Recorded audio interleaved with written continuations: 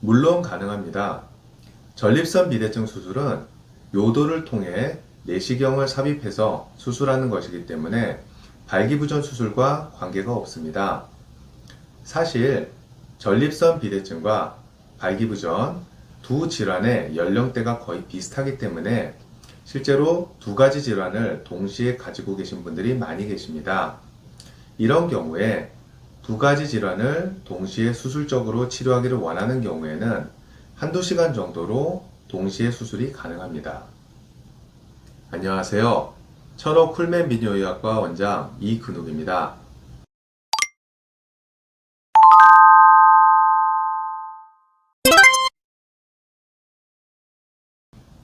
줄어들지 않습니다. 발기부전 수술은 음경해면체에 보형물을 삽입하는 수술이고 사정 과정은 음경해면체와는 관계가 없기 때문에 정액량은 발기부전 수술 후에 늘지도 줄지도 않습니다.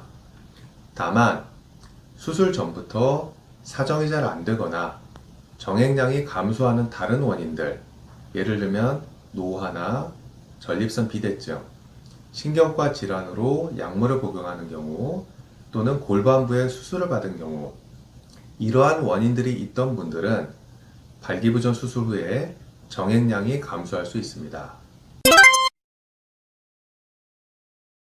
한동안은 불편할 수 있습니다.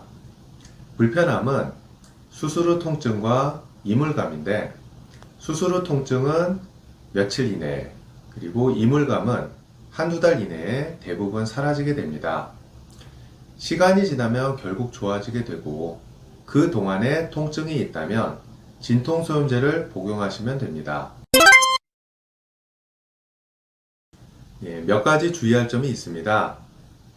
팽창형 보형물 수술 후에 발기부전 약은 복용을 할 수 있습니다.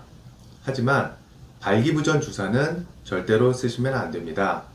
그 뾰족한 바늘에 실린더가 파손될 수 있기 때문입니다. 두 번째로는 팽창형 보형물 수술을 받은 병원이라면 상관이 없겠지만 혹시라도 다른 병원을 방문해서 성기에 수술을 받거나 할 때는 팽창형 보형물 수술을 받았다는 사실을 수술 전에 반드시 얘기해야 합니다. 세 번째로는 음낭이나 성기에 여드름이나 습진, 그 밖에 가려움증이 있거나 할 때 피부과를 방문해서 치료를 받아야지 그냥 가렵다고 긁거나 해서 상처가 나면은 상처를 통해서 그 보형물에 감염이 올 수가 있기 때문에 그러한 부분을 주의해야 합니다. 고장은 나지 않습니다. 다만 원활한 사용을 위해서 주기적으로 작동을 시켜주는 것이 좋겠습니다.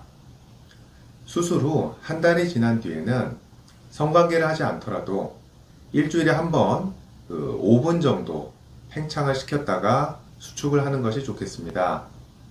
너무 오랫동안 사용을 안 하면 작동할 때 펌프 저항이 심해지거나 또는 성기 자체가 수축이 돼서 팽창을 시킬 때 통증이나 불쾌감이 올 수 있기 때문입니다. 물론 가능합니다. 전립선 비대증 수술은 요도를 통해 내시경을 삽입해서 수술하는 것이기 때문에 발기부전 수술과 관계가 없습니다. 사실 전립선 비대증과 발기부전 두 질환의 연령대가 거의 비슷하기 때문에 실제로 두 가지 질환을 동시에 가지고 계신 분들이 많이 계십니다. 이런 경우에 두 가지 질환을 동시에 수술적으로 치료하기를 원하는 경우에는 한두 시간 정도로 동시에 수술이 가능합니다.